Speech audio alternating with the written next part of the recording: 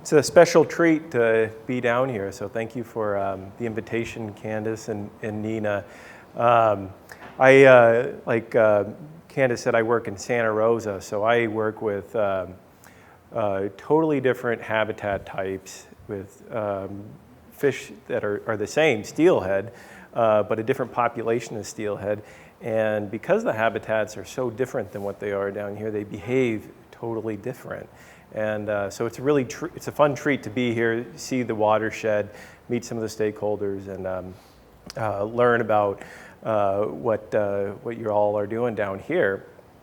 And one of the things I'm going to talk about today is safe harbor agreements as a tool to advance the recovery of salmonids listed under the Endangered Species Act. This is a safe harbor. That's what people think of when they hear that, but actually safe harbor is a term of art in legal circles. It's a provision of a statute or a regulation that reduces one's liability under the law so long as they work in good faith to comply with the terms and conditions of the agreement or of whatever permit they're working under. That's what a safe harbor is. So the safe harbor is you work in good faith towards an objective, and your liability under the law is reduced. The safe harbor agreement in the context of the Endangered Species Act is an agreement between National Marine Fisheries Service and a non-federal landowner, specifically to do activities on non-federal lands that advance the recovery of listed salmonids. Before I get into the details of that, there's two things that kind of need to go over. The first one's really fun. It's the steelhead life cycle. And the second issue is some sort of underlining facts about the Endangered Species Act. So this is a very simplified life cycle of the steelhead. Steelhead are anadromous, and that means they rear in freshwater as juveniles, and when they hit a life stage called smolts, their physiology transforms. Their gills start to change hormones that allow them to breathe salt water. So they make the transition to the sea, and that's where they reside as adults. At about 3 to 5 years old, those adults will return to the freshwater and spawn and lay their eggs, about 6,000 to 7,000 eggs for each female. And as those eggs hatch, they become alevins, and they live off their yolk sacs in the gravels of the stream. And as soon as that yolk sac is eaten up or absorbed, then they become parr, and then it just starts all over again. Steelhead are a little different than salmon. They're iteroparous, and that means that they can spawn more than once. Salmon, they're salmoparous, and so when they spawn, they die. And so steelhead are really unique. It's a very resilient life cycle that allows them to weather really harsh conditions like what we live in, what you guys live in down here in Southern California. And another thing to point out is that there's a lot of steelhead around the Pacific Ocean. The steelhead distribution actually goes from the Kamchatka Peninsula in Russia across the Bering Sea through Alaska, all the way through Washington and Canada and Oregon, and and down into California. And what makes this area really neat is you see that we're in the southern extent of the range of steelhead. I think maybe that's the Santa Clara River right there. But I mean, we're very south, the farthest south. And the thing about ecosystems is that as soon as you start to get in the outskirts of the species range, those individuals are under the harshest conditions, and their life history strategies are more diverse, and they're more hardy and they're more resilient than the ones that are more centered, that have more of a stable ecosystem or a stable habitat, like you would see up in Washington and Oregon, where stream flow stays pretty constant all year around. It goes up, but it almost never goes dry. You've all seen rivers around here go dry, but yet the steelhead persist. And that's what makes these fish very unique. One other thing is we, under the Endangered Species Act, yes, indeed, there are a lot of fish, a lot of steelhead around in the United States and around up through Canada. But one of the things the Endangered Species Act does is that it recognizes the unique variability of populations within the range and their important role in serving the entire species. So we identify, when we list species under the Endangered Species Act, we identify each of the unique populations. So the population that's here is called the Southern California distinct population segment of steelhead.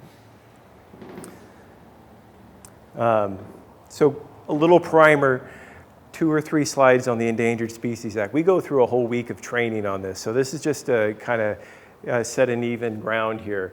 But the purpose of the act is really targeted towards ecosystems. The species become listed because elements of their ecosystems are impaired, and in order to recover those fish, the act really encourages us to take an ecosystem approach.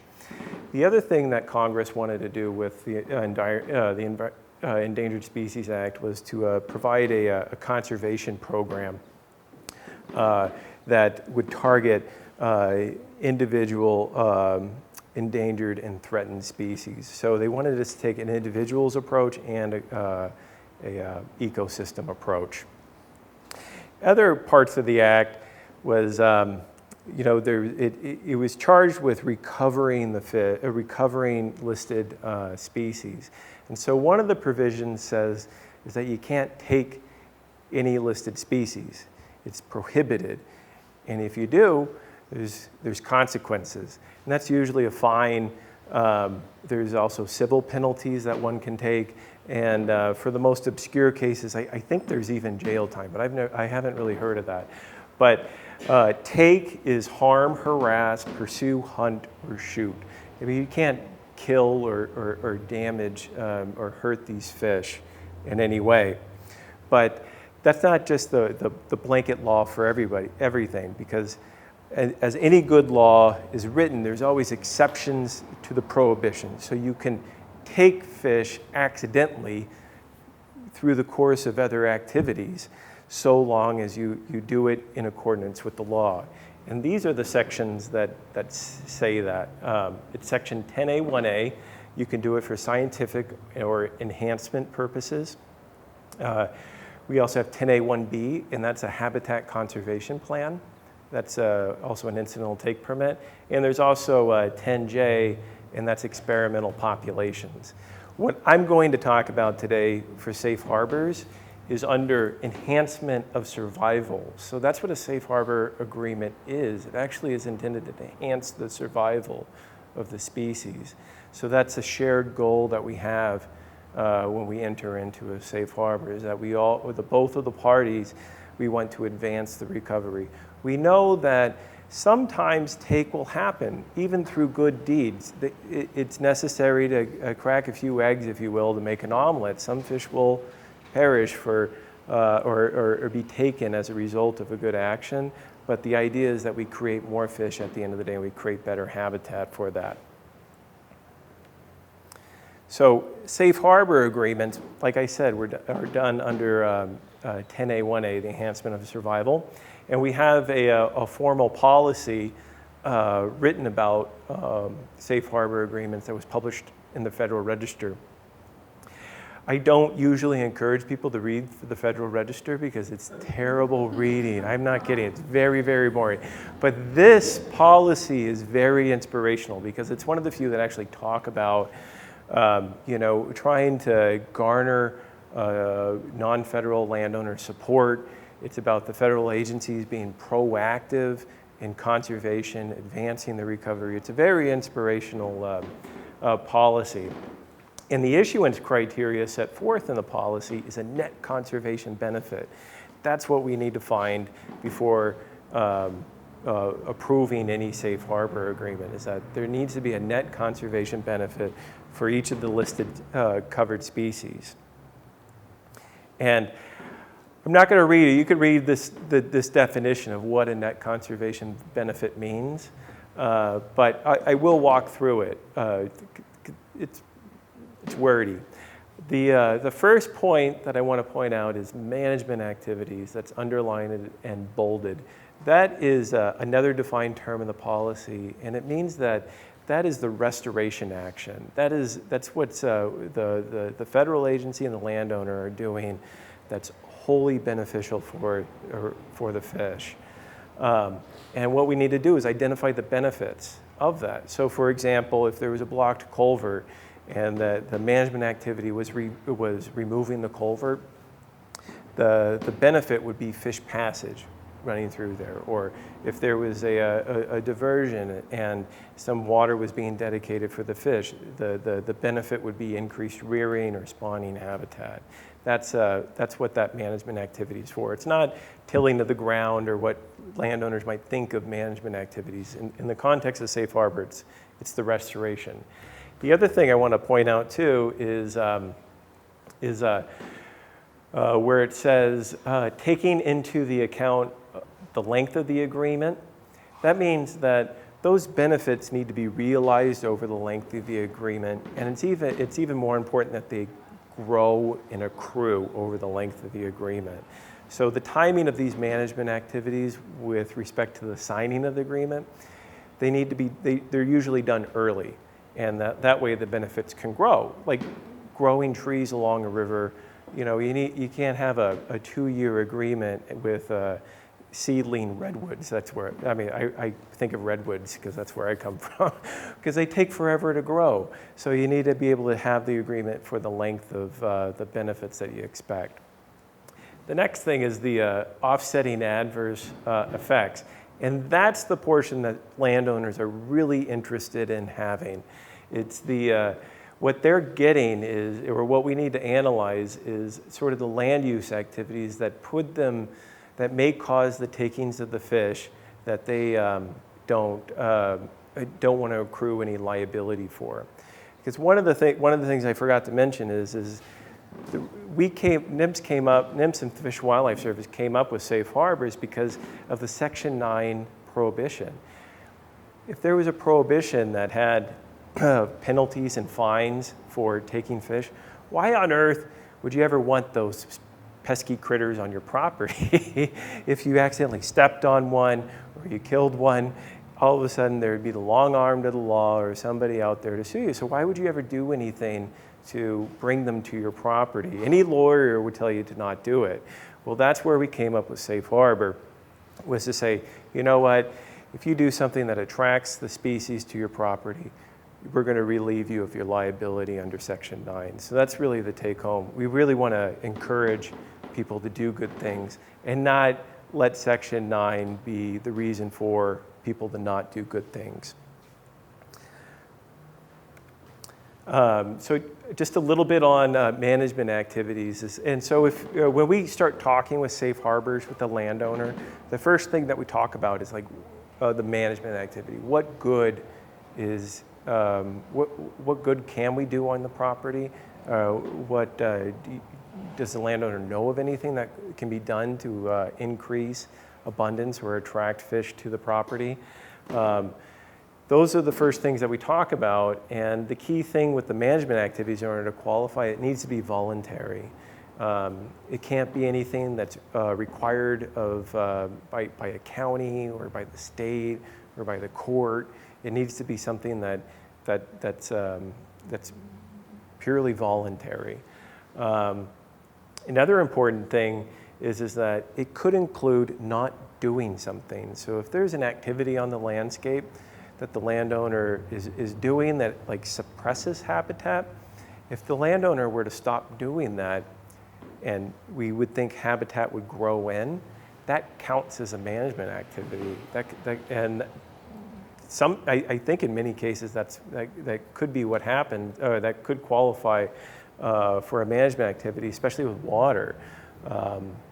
I have 2 agreements in negotiation now that are in that context of just trying out different diversion schedules of not diverting during the summertime. Another good place to pick out management activities is from recovery plans. And so this is a snapshot of the recovery plan for Southern California steelhead in this area.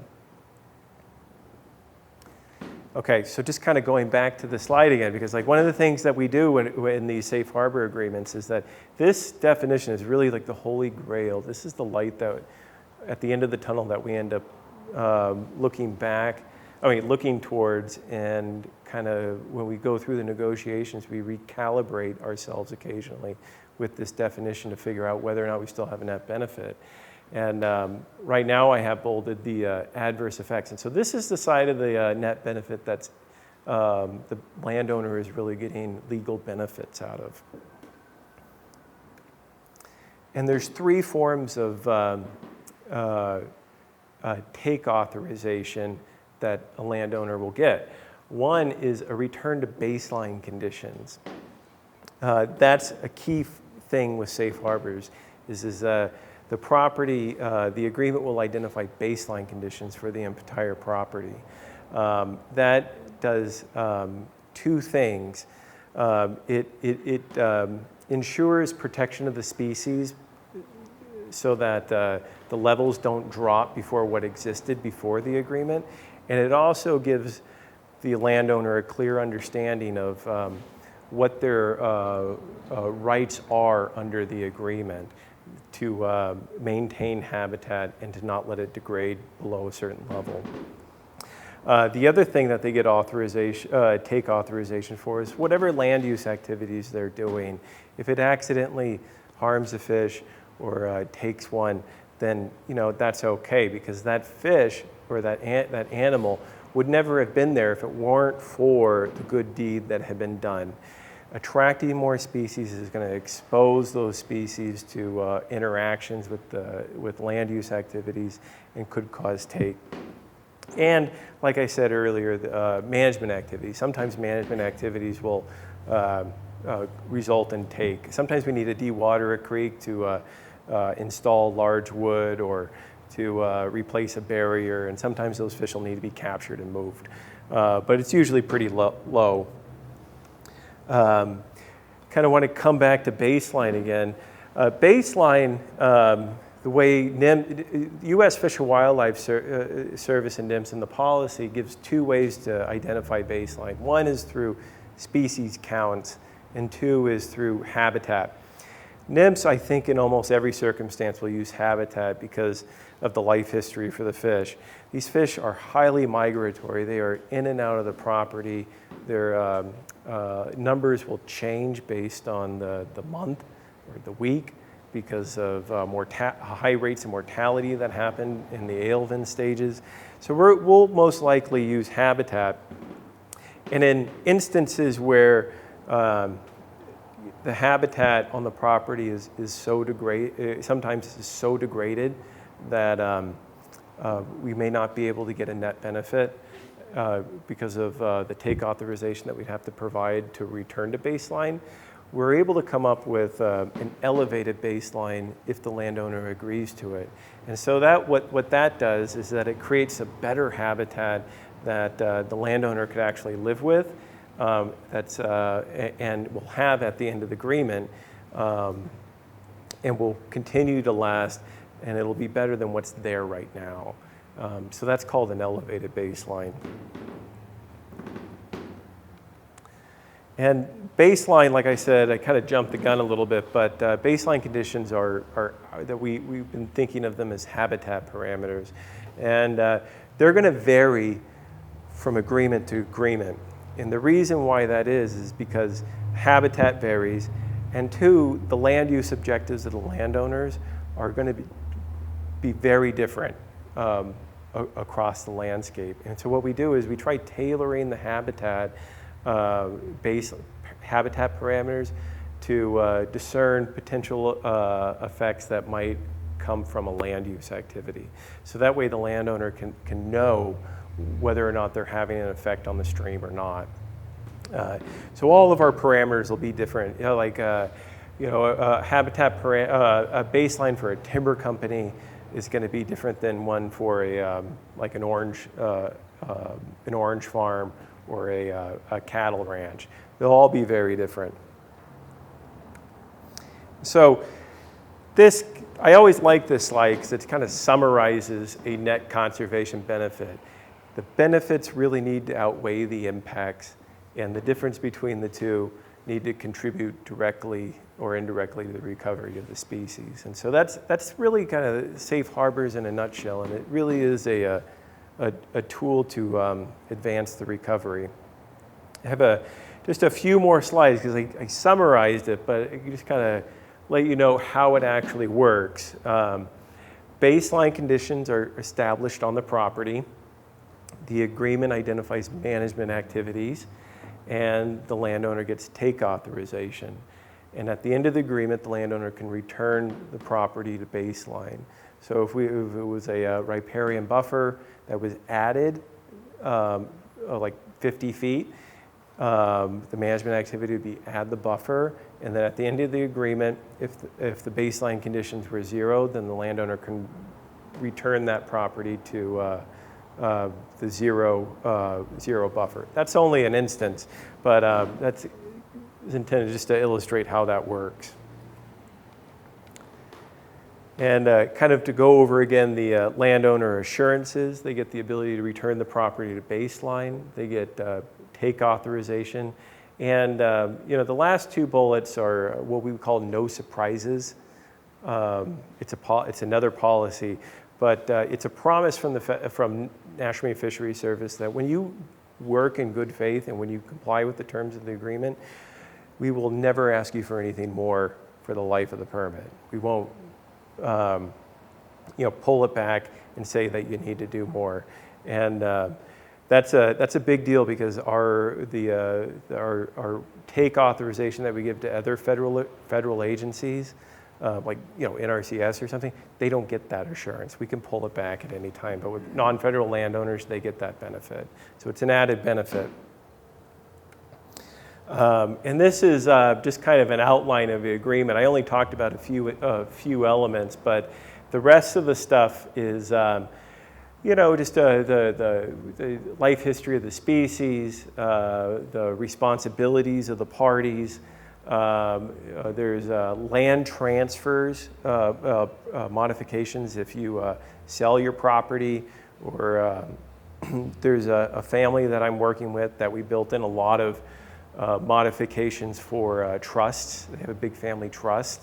Their family is growing, and we needed to build in mechanisms to add people on to their permit as they started to have kids, or their kids got married and whatnot. So it can get complicated, but this is kind of the outline for it.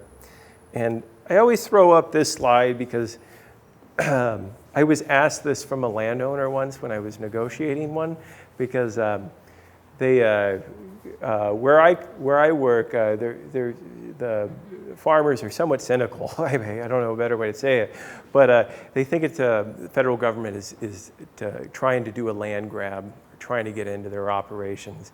And I spent a lot of time explaining what was in it for him, what benefits he was getting out of the agreement. He was like, none of that. I don't trust you. I want to know what's in it for you. And so I was like, well, that's a fair question. And really what's in it for NIMS is the recovery part. So in that net conservation benefit, we're looking for benefits. And we target these agreements to the most important landowners.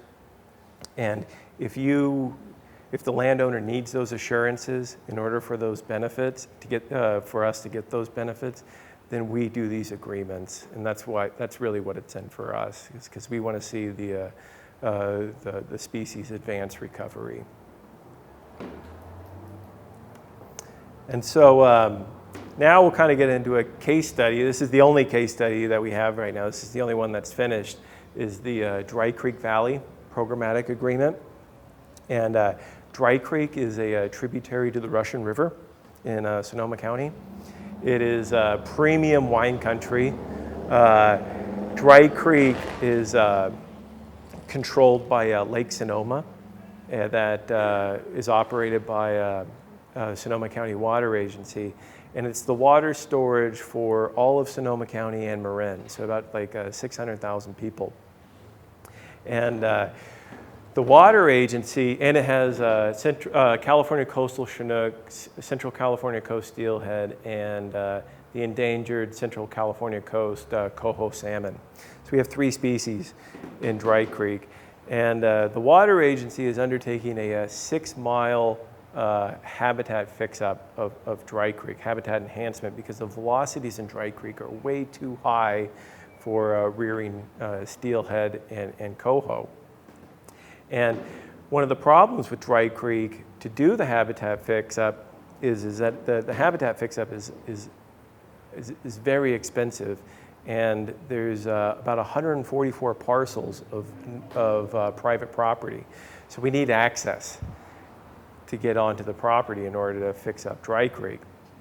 And that's where the safe harbor comes in, is that we had the ability to fix up Dry Creek, but we didn't have any access. So what the goal of the safe harbor, Dry Creek Safe Harbor, was to provide an incentive for landowners to allow NIMS and the Water Agency and the Corps, the Army Corps of Engineers, to work on Dry Creek and improve habitat.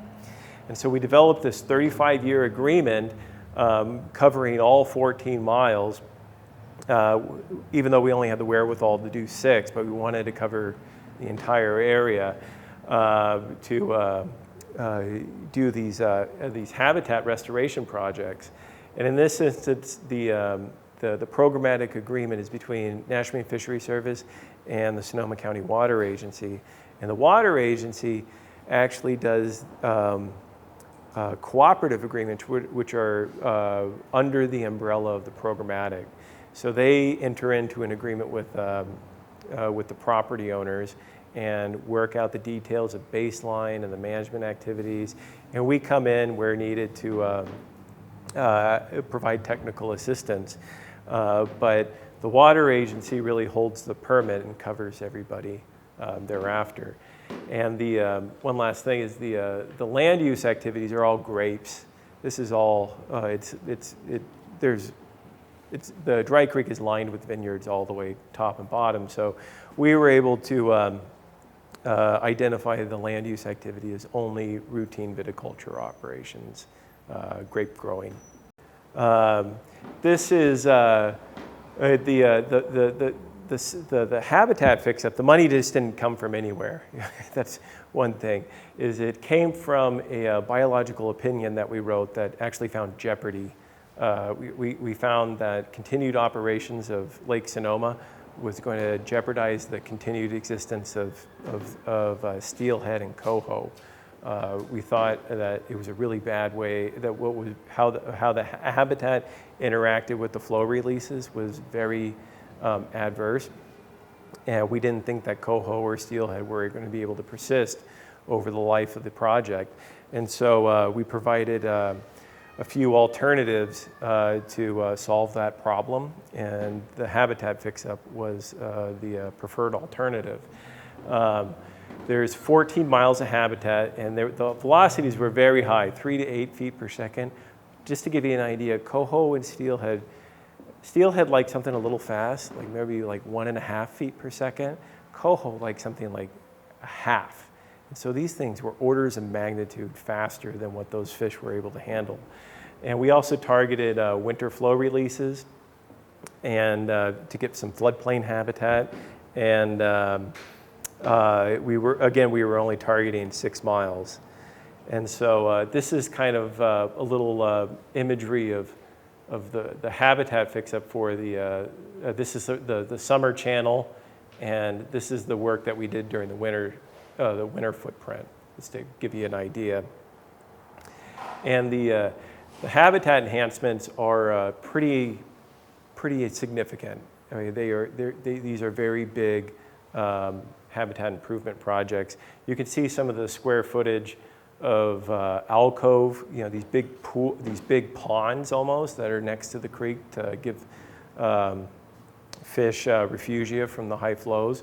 We're taking it from about, if you look at the table, 7,500 square feet to almost doing it tenfold up to 61,000. So these are really big structures that we're doing. And these are kind of some illustrations from the conceptual designs. Right now, Dry Creek would probably be, if you took out all the wood on the left channel, that would be Dry Creek, and there would be no side channel. But what we're doing is we've added those sort of complexity into it. And there's log jams and boulder weirs that we're adding in. There's some bank stabilization where it's needed, but it's not very much. That's the picture of an alcove right there, side channels, and kind of a profile of a boulder cluster that's upstream ahead of a pool. And these are some, current pictures. This is a winter picture, but actually this kind of looks like summer flow in Dry Creek, just to give you an idea of how things are different there. That's the 3 to 5 feet per second. We've got, some major erosion issues happening right there. This is, I'll remember this. We'll come back to this one in a little bit. But these are the sort of enhanced conditions that we've been working in. Up in the top left is a boulder cluster, and actually with the new storms that happened, all new spawning gravels got deposited there, and we had like we were able to see 3 pairs of coho spawning right there this year. So we've been seeing some success. The lower right corner is an engineered riffle. We've added large woody debris in the upper right corner, and this is an alcove. And it looks mucky, that little duckweed that's on top, but you know what? The fish love it. Coho love it. They get all these snails growing on it, and it stinks, you would think, but it's amazing how much growth they can actually pack on. And what they do is they go in and feed, and then they go back out in the stream, and they come in and they feed again and go back out. And then this is a picture that was the other one before, and you can actually see me. I'm the one over in the red shirt right there, and that's the scale. This was immediately after it was constructed, and right now, if you were to go out there and take the same picture, you couldn't see that far because it's all just grown in with alders and willows and whatnot. So Dry Creek is actually at the end of the alcove there and flows from the right to the left. And the fish use this most often during the winter time. This practically looks the same during the winter time, even though Dry Creek is rushing through. This was our first alcove, and we've been having some DO dissolved oxygen problems during the summertime, but we've been able to fix that, moving it into the future. And this is one of the few bank stabilizations that have gone through. Again, this was right after it was constructed, but going back now, it's blown up with willows and alders and whatnot. This was actually this was the first spring after this bank stabilization project was done. It wasn't the same one as the other one, but you could see that it just grows in very quickly. It's amazing what you can do with a lot of water and plants. So to tie that stuff in with the concept of the safe harbor and with what we've been doing is this is the existing conditions, and the baseline conditions for Dry Creek is that. So the landowners wouldn't be returning it to the existing condition. We'd keep the creek in the elevated state, and they could take authorization for their routine viticulture activities. Just kind of going through the Cooperative Agreement. It gets a little bit more specific. It identifies their viticulture operations. We require a farm plan. They got to tell us how they farm. Landowner responsibilities, the water agency's responsibilities, and we get a net conservation benefit finding for each property. And last thing is what's good about this this area is that we have a lot of third-party certifications for the wine program, for the wine industry there. We're fortunate enough for vineyards and wineries to think that it's a cool thing to be friendly to the environment. We don't always agree on what exactly that means, but we have plenty of literature out there to get a starting point, and that's what these programs are. So the farm plans actually come from these programs. So landowners already have a jump start on telling us how they farm.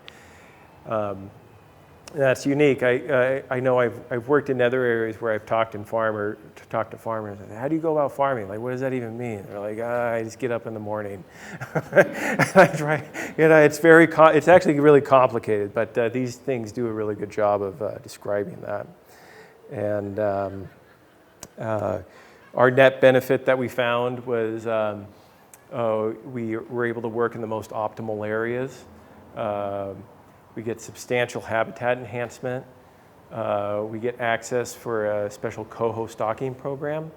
And one of the things that's most important that's actually worked in that area, it's kind of turned into a snowball effect recently, is that it really provides a platform for government and private parties to start working together. And I see that as being one of the biggest net benefits because I've seen it actually go beyond areas. Beyond Dry Creek when I start talking about safe harbors, but that's my presentation. So if you have any questions, happy to take them. And thank you for all of you for coming. I'm going to be talking about something a little bit different, and I'll just start it off by saying that a really important part for me about working at the Nature Conservancy is having engagement with local communities and doing community-based conservation. So I'll touch on that again throughout the presentation, but I just want to say it's a real pleasure to be here today.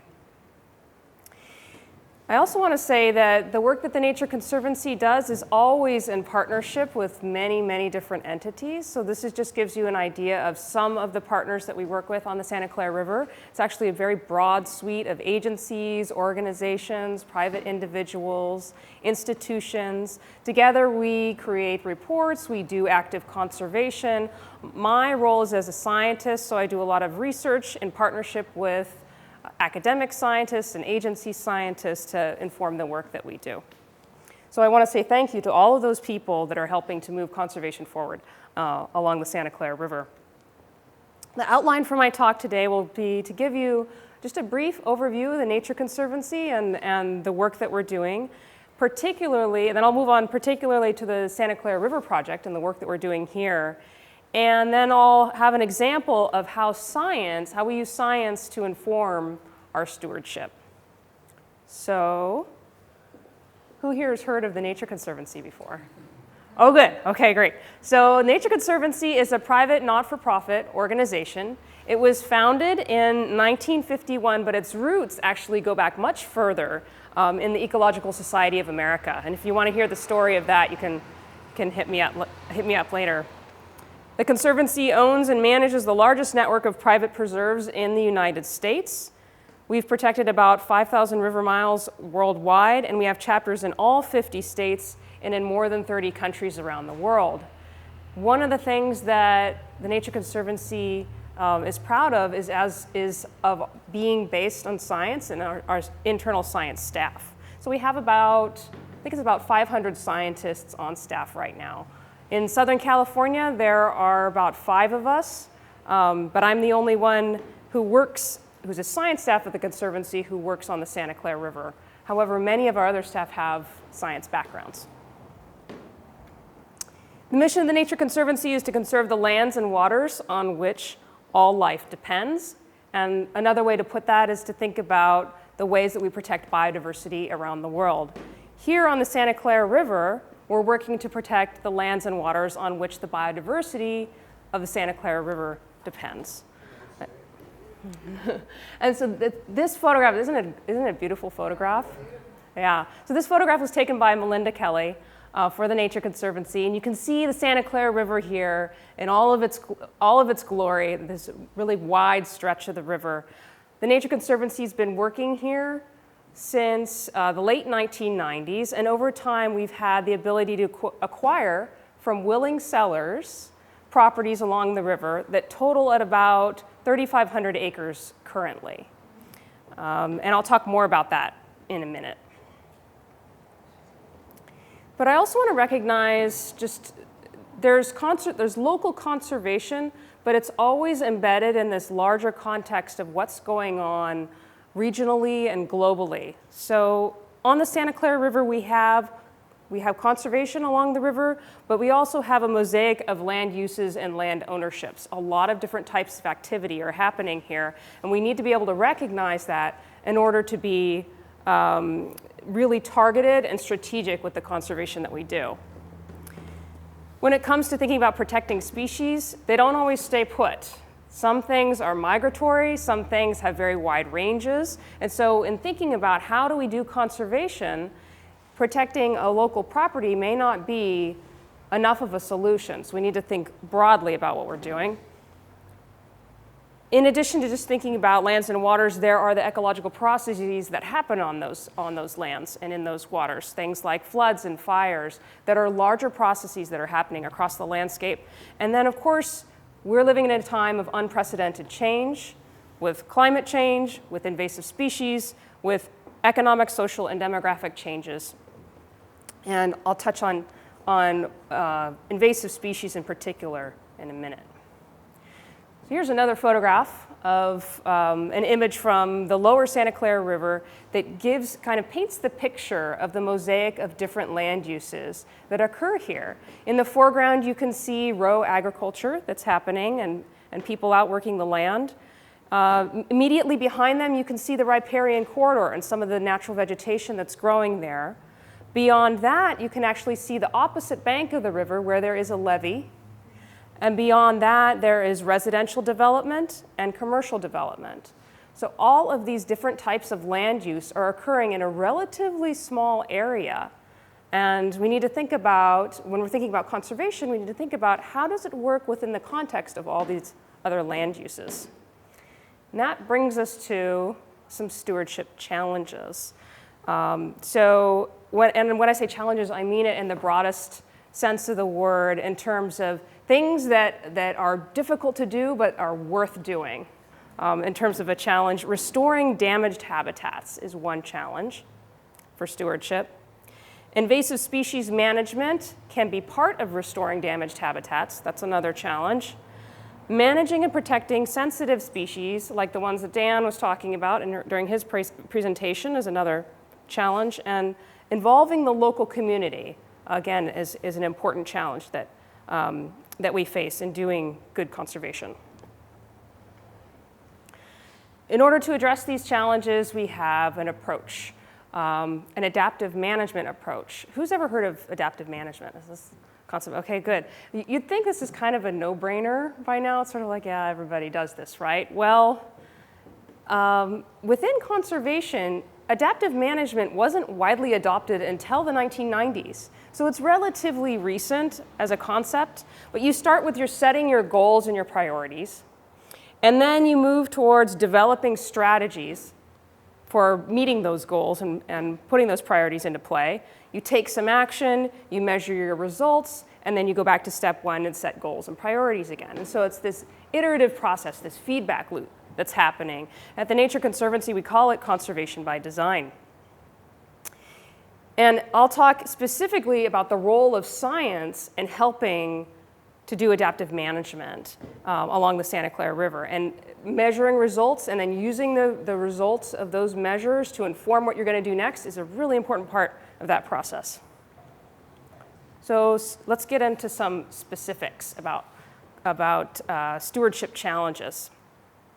One of the challenges that we have on the Santa Clara River is the restoration of damaged habitats. There are places along the river that have been mined for gravel. There have been concrete batch plants. There's been a number of different types of land use that have degraded natural habitats so that they have some value, but they need some help to be restored to a way that so they can be enhanced and support as many species as possible. This image is actually taken from the top of South Mountain, looking down the river. And what you can see is what we call our the Nature Conservancy's Hansen property. So I'll just point some things out here. So we're looking, if you look down this way, you can see the Channel Islands off in the distance. You're looking downstream. And the Conservancy's Hansen property makes up most of what you can see in the foreground of this photograph, including this spot here, which has been damaged and degraded by past land use. And so this is the site of a rather large restoration project that the Nature Conservancy has underway right now. Over 200 acres of restoration. Here's a map of the property, and it shows different things, different actions that we're taking on the property to try and restore it, enhance it, bring the conservation value to a higher level. Some of this is removal of invasive species. Some of this is creation of new wetlands. Some of this is planting of other plants. And some of it has to do with public access. You can see that there is a parking lot incorporated here. We want people to be able to visit these parts of the river. The Hansen property is part of the Santa Clara River Parkway. Is anyone familiar with the Parkway? Good. It's part of the Parkway, and so there's a promise of having access to these properties to be able, so that people can use and enjoy them. As part of this process, there is invasive species management. You can see the folks here are removing a rundo or a giant reed from the property. As we think about, there are so many potential problems with invasive species. There are so many different types of invasive species, and each one has particular techniques that can be used for control or eradication. We always have to keep our eyes peeled for what's coming in the future and what's coming next. And this is an organism called the polyphagous shot-hole borer. Is anyone familiar with this? Okay, good. So this is an organism, it's a boring beetle, and I won't make any puns about that. This is a beetle that bores into the stems of trees, and it lays its eggs in there, and the young hatch and feed on a fungus that it brings with it. They mate with each other, and they come out of the tree. And so they're completing their life cycle inside of this tree. And over time, the fungus actually constricts the vascular tissue of the tree, and it prevents it from growing, and eventually the tree will die. So this is a big problem because the polyphagous shot-hole borer is polyphagous. It eats many different kinds of trees. And it is attacking some of the native trees in Southern California, including oaks and willows and sycamores, many of the species that you would actually try to plant if you were doing a restoration program. So in the map here, you can see the spots that are in red are places where the borer has been found. The spots in blue are places where a very similar other invasive boring beetle has been found, and the yellow diamonds are places where there are traps to monitor where the species is going next. So it's something that we have to think about. It's a difficult problem, and we don't have all the answers yet, but we'll continue to work on it.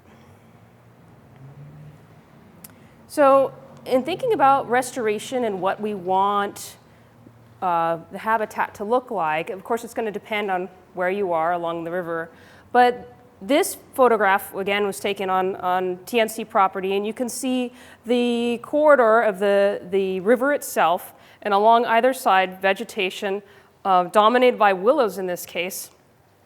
And this is a place where, along the main stem of the river, you could actually envision the the steelhead making its way up the river in this place, and perhaps spending a summer there if it got too dry and it needed a place to spend a dry summer.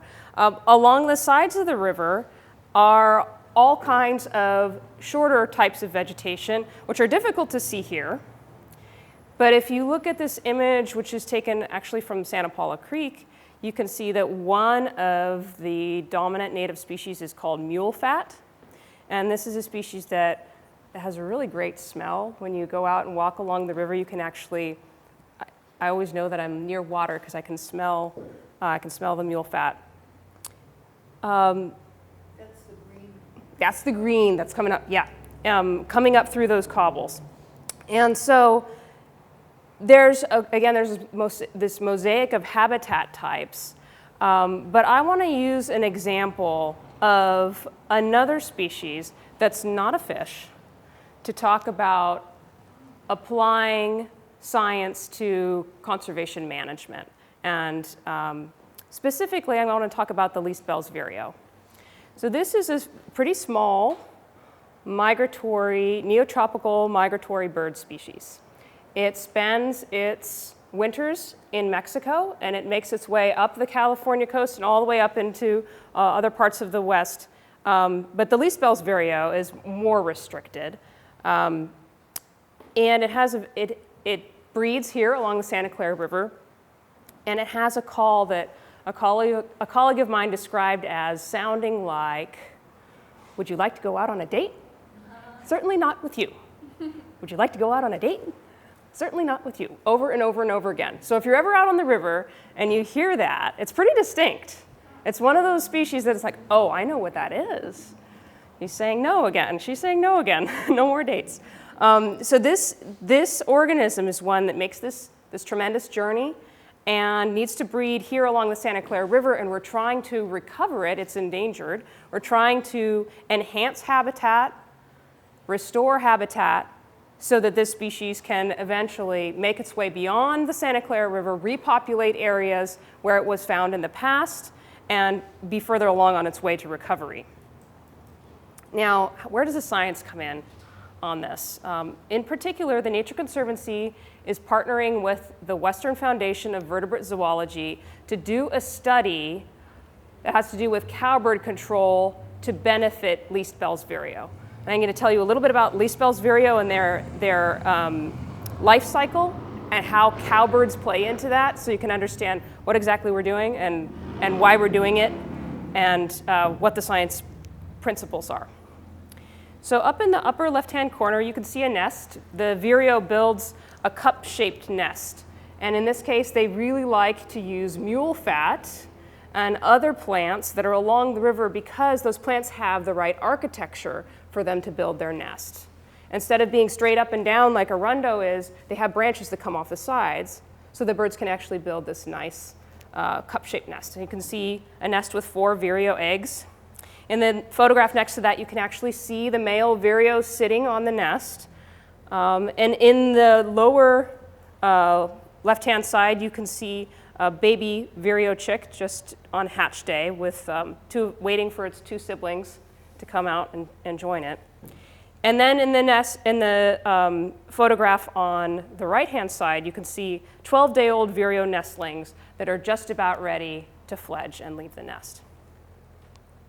So this is the beginning of their life cycle. And if they are able to fledge, what will happen is they spend a little bit of time over the summer getting fatter, getting bigger, growing their tail feathers out so they can make their long migration to Mexico. And then the next year they come back and repeat the process again. Some of these birds have very high site fidelity. And what that means is they can come back to the very same spot that they came in the past to build their nests.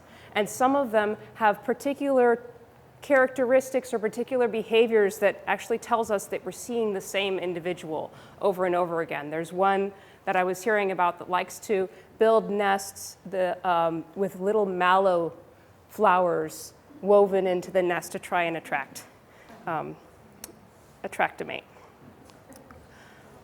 All right, so where do the cowbirds come in? So we know a lot about least Bell's vireo now. The cowbird is shown here, male and female cowbird shown here on the upper left. Now, these are a species that doesn't build its own nest. It is a nest parasite, a lot like a cuckoo. And so what it does is it actually lays its eggs, the females lay their eggs in the nest of other birds. So they lay their eggs in the least bell's vireo nest, in gnatcatcher nest, in yellow warbler nest, in wherever nest they can find, they will lay their eggs. And the songbirds have different responses. Some of them will try to get the cowbird eggs out of the nest. Some of them will try to get the cowbird babies out of the nest. Some of them will try to build on top of the cowbird egg. As soon as the yellow warblers do this in particular, as soon as the cowbirds lay an egg, the yellow warbler lays another layer of nest, and then the cowbird lays another egg, and then the warbler makes another layer of nest. So there are these different strategies that have developed over time to try and deal with this nest parasitism. The least bell's vireo does not have those strategies. It has not been living with the cowbird long enough to develop those strategies. And so as a result, what happens is the least bell's vireo parents end up raising the cowbirds in the nest. The cowbirds hatch first. They're very robust. They grow fast. The least bell's vireo adult will continue to feed them, and the cowbird babies grow big and eventually smother the least bell's vireo chicks. And this is a problem. This parasitism can be a problem. One of the major problems for least bell's vireo recovery. And so we could talk a little bit, and if you have questions about rates of parasitism and why the cowbirds are doing this at all and the history of that. But just suffice it to say that in addition to loss of habitat and fragmentation of habitat, parasitism by cowbirds for least bell's vireo is a significant problem that requires control. The traditional form of control for cowbirds is to use these modified crow traps that come from Australia. And these traps are actually pretty ingenious. They have a slat in the middle. So there's the two high sides, and in the middle it comes down. There's a slat. Inside the cage, because cowbirds are social and they like to hang out with one another, the trap is baited with food and water, shade, and other cowbirds. It's like cowbird paradise. So the cowbirds fly into this trap and are trapped there, and then can be removed from the system. Now, this sounds like a great idea, and it does work. And it does work to reduce the amount of nest parasitism and allow least bell's vireo numbers to actually come up in the watershed. And that's what we've seen over the years. But I was actually approached by some other scientists who know a lot more about this than I do and asked, could we try something different? Because what we're seeing is some bycatch problem. Every time you have a net and you sweep it around, you might get things you don't want in the net.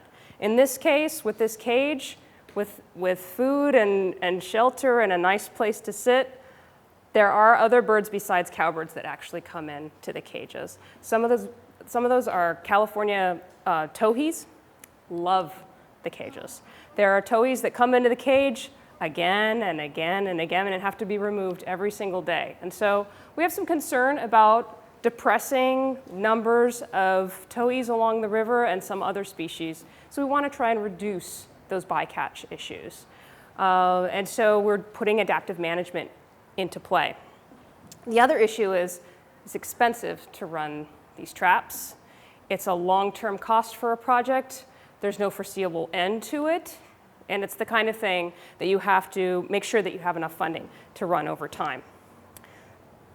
So we're trying an experiment to try something a little bit different. This is a map that shows you the Nature Conservancy's properties along the Santa Clara River in green. They're a little bit hard to see, but I'll try and show you here in green. The biggest one is the Hansen property in the middle. It's 1,000 acres with a 200-acre restoration site. You can see these properties go all the way up the Santa Clara River. And the pink pins here are the position of cowbird traps from the 2016 season. So we decided that we were going to try an experiment where we would have one place on the river where we didn't have traps, but instead used a different technique. We would run traps in most locations, But in one location, we would remove them and try something else. And the place that we decided we were going to remove them was in the middle here at Hansen. So you can see that there's no pink pin there. And that the something else that we are currently trying, we tried last year and we're trying again this year, because we have a wonderful experimental design where we had one extreme drought year and now we had one very wet year side by side, so we can compare the two. The alternate method of control that we're attempting to use instead of using traps is using what's called target netting. And in this case, you don't put the net up and leave and go away. You put the net up, you hide in the bushes nearby, you put a little mounted stuffed cowbird female, and you play the songs of a cowbird. You play the chatter and the calls of a cowbird, so you convince the cowbirds in the area that there's something social going on. They need to come check it out. And they fly into the net, and they're removed immediately. So there's no sitting in a cage, and the bycatch numbers are much, much, much lower. So it's very targeted, it's very specific, it's done in places right near the vireo nests, because we cannot remove all the cowbirds from the Santa Clara River, but we can try to specifically target places where they are a problem for least Bell's vireo. Are they then killed? Yes, and they're euthanized using the most humane method possible. Yeah, and then they're fed to a raptor rescue, so they're not just thrown away. Yeah, and that's something that's always difficult to come to terms with. But I think that based on what I hear about the way that it's done in a way that it causes minimal pain to those animals. So as I said, this is a project that's in collaboration with the Western Foundation of Vertebrate Zoology. This is the second summer where we're trying, or the second spring and breeding season where we're trying it out. And we'll see what the results are, and hopefully I'll have more information to share as we go along. So before I wrap it up and take any questions, and we can get deep into any details that you want to get into, I just want to say that one of the challenges of good stewardship, again, is involvement of the community. And so in order to meet that challenge, what the Nature Conservancy is trying to do is offer opportunities for people to engage in the work that the Nature Conservancy does and to learn more about what we do in different ways. One of those ways is to have school groups out on our properties and do nature hikes and do immersion programs for children. Another way is to do active cleanup events so people can get really involved in stewardship on the ground and learn something about what it's about. Another way is to have nature hikes for all ages. So there are a lot of people who like to go bird watching.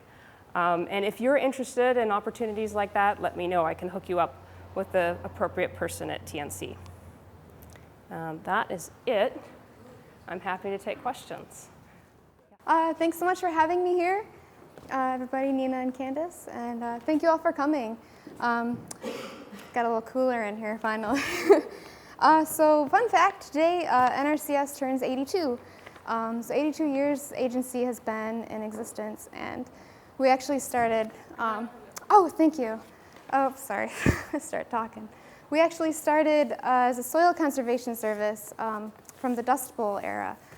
And it's kind of a cool story. On the day that Hugh Hammond Bennett, our founder, was in DC kind of pleading our case to the courts, to Congress, as he was talking, one of those big dust clouds from the west swept over the building, blackout. You can guess how that turned out. Thank you. So yes, we're the U.S. Department of Agriculture Natural Resources Conservation Service. We are a national agency, and each county in the U.S. is represented by an office, whether there's an office covering one county or some offices cover 2 or 3, depends on the size. Our office is actually located right now in Oxnard. We were in Somis, co-located with the Resource Conservation District. However, we are on our own right now, but we're right next to the ocean, so we can't complain about that too much.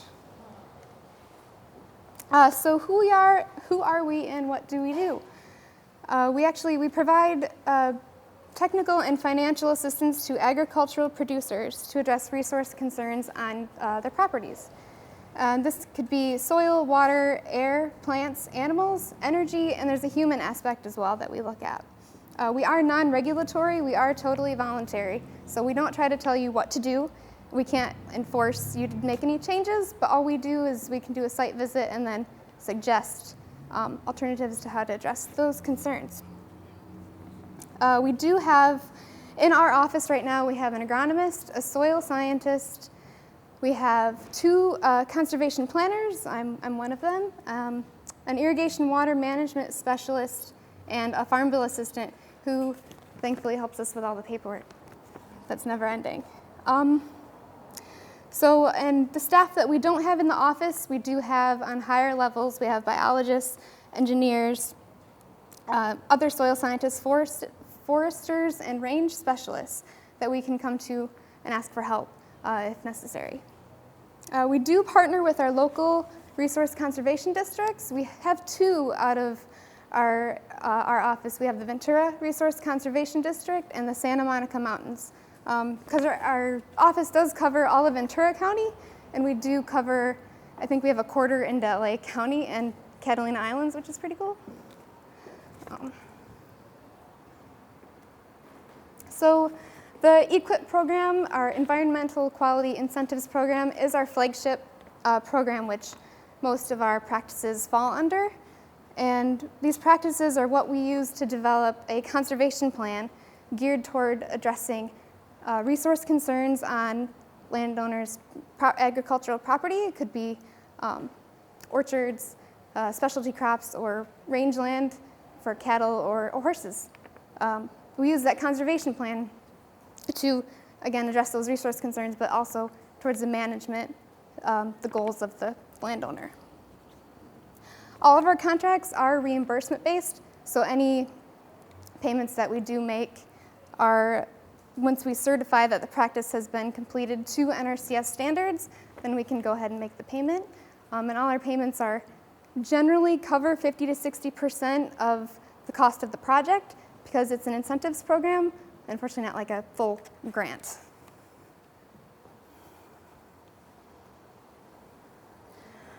So some practices that are pretty common in Ventura County. We do a lot of irrigation water management, a lot of micro-irrigation towards water saving since it's such a more valuable resource here due to the drought. Automation on irrigation systems is really picking up in popularity and need. It makes it easier for farmers to turn on and off the water via their cell phone or computer and kind of monitor the levels of their irrigation water from home or wherever they are traveling. And that irrigation water management, which they can see from their computers or cell phone, they can hook it up to the automation. We have a practice that we can include soil and moisture sensors, so we can actually put those at different depths so you can actually see where your irrigation water is going and so you know if you're overwatering or maybe you're underwatering, because that could mean that when you're fertilizing, you could be flushing out the nutrients into the groundwater, into nearby streams. So it's a practice we have to keep an eye on that. But again, we don't enforce you to make changes. All we can do is make a plan and then suggest alternatives.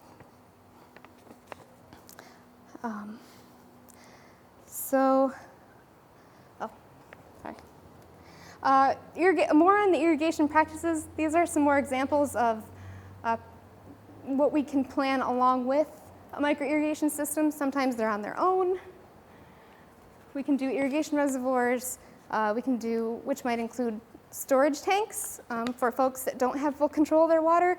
What we find a lot in the county are people that can only use their water source one day a week for a couple of hours, and they need a storage tank so they can water their plants more often.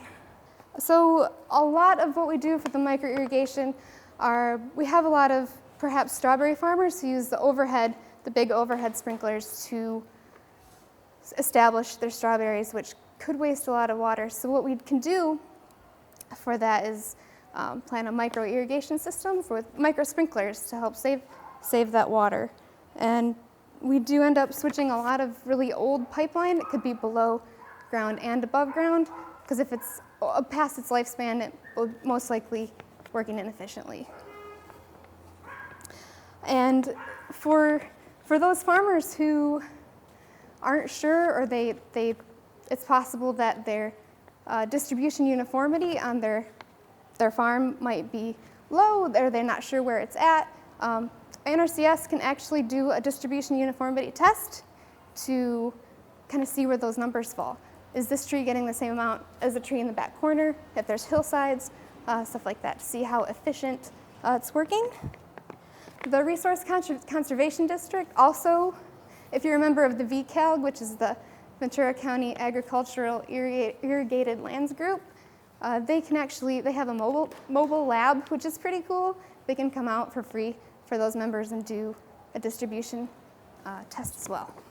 So we accept applications all year round, but we have certain batching periods where we can take the plans that we've done and the applicants and enroll them for funding. This year already, we've had 3 batching periods. We're coming up actually on the 3rd end of May is when it starts. And for those applicants, generally depending on what resource concerns we are addressing or maybe where they're located, they're put into a different fund pool.